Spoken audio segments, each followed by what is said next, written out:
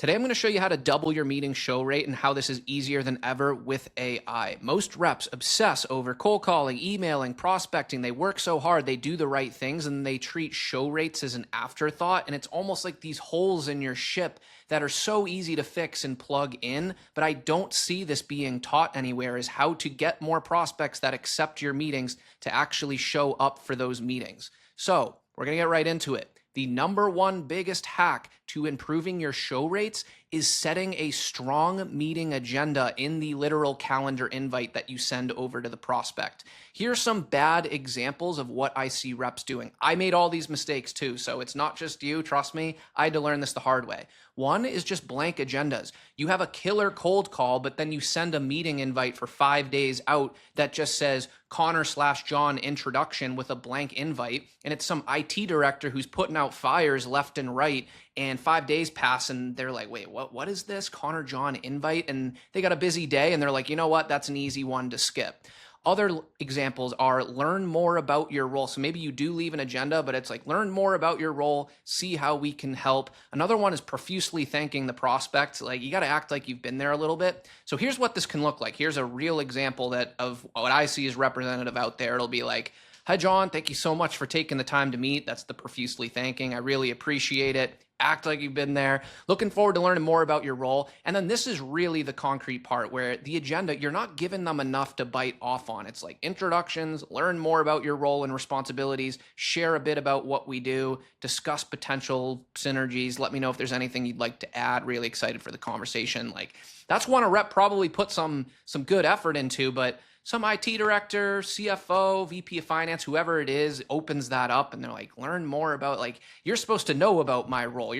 I'm getting on here to learn something, not to teach you about what I do. So I'm going to show you how you can easily fix this. We're going to hop over to ChatGPT because this makes the process much easier these days. So here we are, the calendar agenda builder. This is one of those repeatable workflows that when you're making dials, you're in the flow, you actually book a meeting. You want to be able to maximize that chance that you book that they actually show to the meeting and also not break up your flow. It should be a quick process to send out a clear, actionable, value-based agenda. So what this does is it crafts clear professional meeting agendas to just drop into your invites, tailored by persona, role, and meeting context. So all you're going to do, and this is what a stronger agenda is going to look like. We're going to make up John Smith. They are a VP of finance, we'll say at Citizens Bank, banking industry. I work at, we'll say NetSuite. I sell ERP, and my name is Connor Murray, account executive. If you have like a SC who joins the call or anything, you can add that there, but I'm just going to do that. And it's going to spit out a more professional, value-based agenda. So it can be very simple. You don't need to move heaven and earth to make this happen, but simply putting Citizens Bank attendees, NetSuite attendees, more professional look. Proposed agenda. Introductions is fine. Most meetings start with introductions anyway. But now, rather than learn more about your role or see how we can help, it's discuss Citizens Bank current financial planning approach, NetSuite overview and banking ERP approach. We're making it sound like we work with banks and we have a specific approach for banks.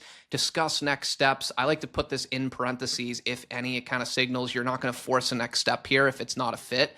And then an example 2 is a more expanded format. And expanded is a loose word. It's really just adding a little bit more context. So same intro in terms of the attendees. And now it says introductions, current finance landscape at Citizens Bank. And you just put some context for them to bite off on so that if a few days goes by between when you cold called them or emailed them and the meeting set, it gives them something where they're like, oh, I do want to get on a call to discuss this. So key challenges around planning, reporting, systems integration, strategic goals for operational efficiency and compliance, how NetSuite is working with other similar banking institutions, example outcomes, automation benefits and cost savings, overview of NetSuite ERP solutions and banking industry approach. Again, next steps, if any. This is all it takes. That took me 20 seconds. And if I was reaching out, if I had a lot of banks in my territory, I would just copy paste this, put it in a OneNote and save it as my banking finance persona calendar invite so that I could just go in there, copy and paste it every single time. But this is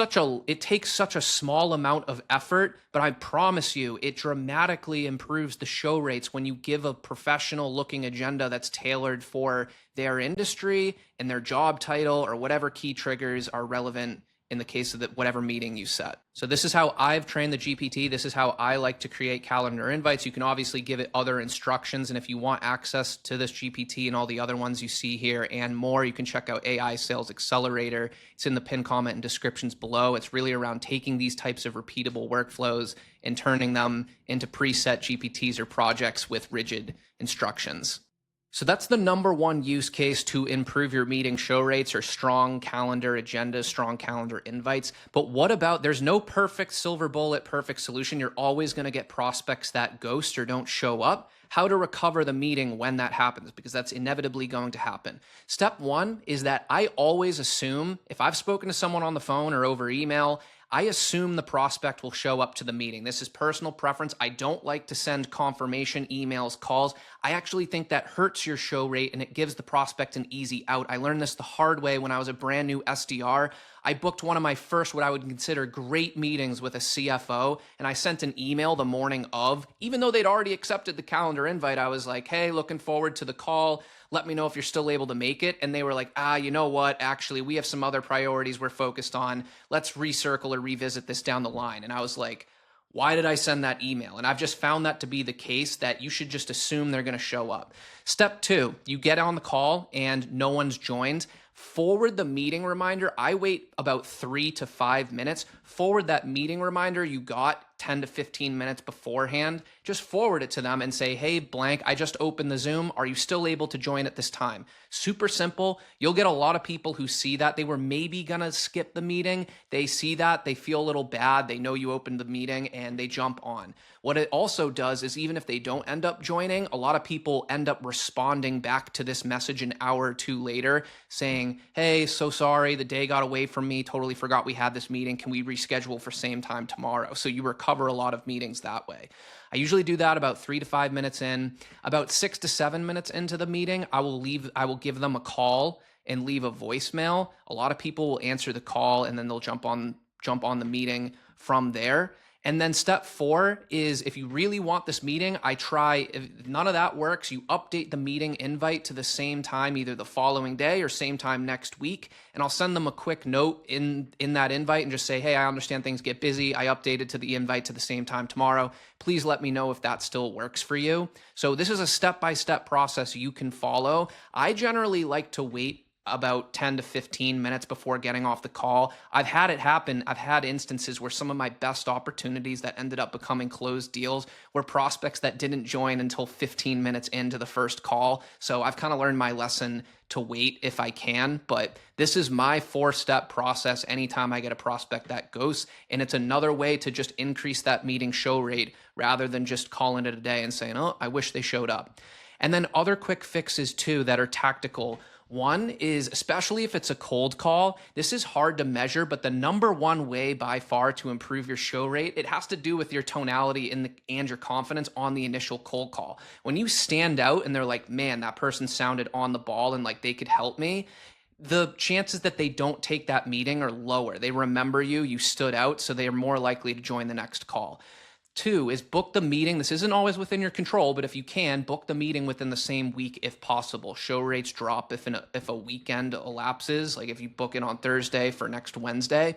Send the invite in a timely manner. Reps screw this up a lot, and that's what the calendar invite GPT helps do, is send it ideally within 5 minutes of booking the meeting with them, whether it's over email or the phone. If you wait too long or till the end of the day, the show rates drop. Getting the prospect to accept the invite on the phone, if you can. You don't always need to force it, but sometimes I just play hey, I'm having a little trouble with my email. Just want to make sure that went through. Can you accept if it did?